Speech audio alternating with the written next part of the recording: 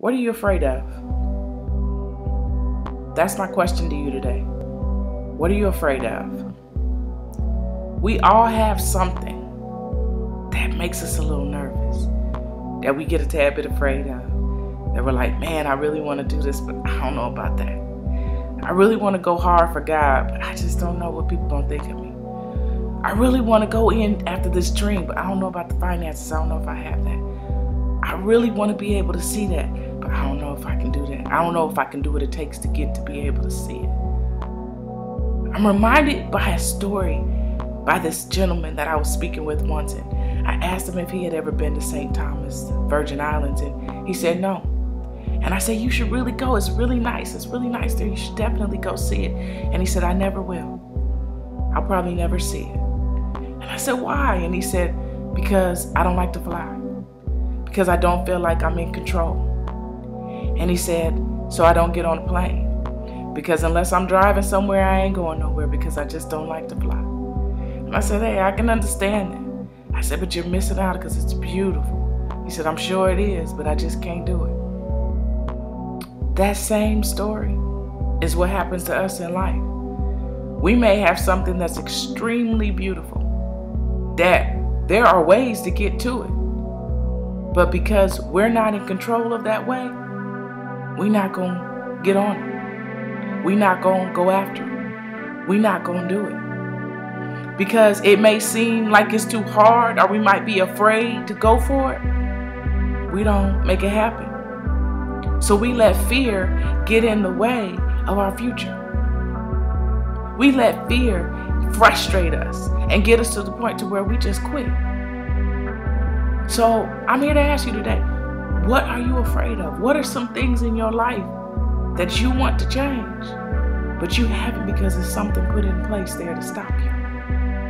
I'm here to tell you today that's put in place to stop you because the enemy knows how bright your future is, how awesome your future is, how great your destiny is, how amazing the things that it is that you want to see and are going to see if you go after it. So don't quit. Don't stop. Don't be afraid of anything, but walk with your head held high and walk in what 2 Timothy 1:7 says. It says, God does not give you a spirit of fear, but of power and of love and of a sound mind. Power to be able to overcome anything. Power to be able to reach every single goal that you want to meet. Power to be able to make that change. Power to be able to go 100% all in. Power to be able to be who it is that He's called you to be and use the gifts that He's given specifically to you. And love to compel you. See, God's love is put in place to compel you forward in your lonely times, in your situations where you're beating yourself up, in your situations where you're down on yourself, to be able to compel you in every situation to where you always are a light. And then He says, I give you a sound mind so that you can be sensible, that you can be knowledgeable, that you can have the wisdom to carry out the gifts that I've given to you. See, everyone has specific gifts.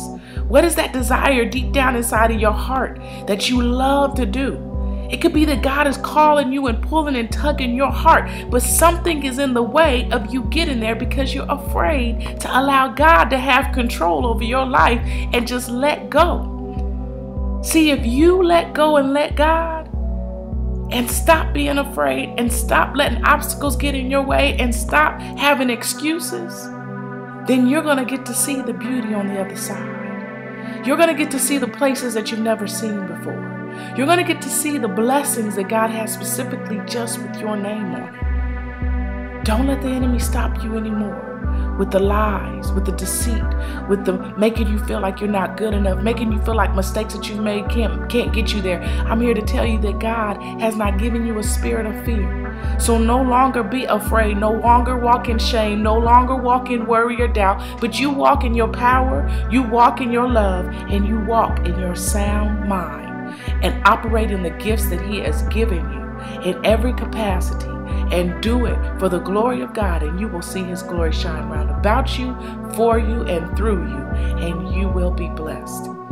I hope you were encouraged by this message. I decree and declare abundance of favor over your life, and I will see you next week.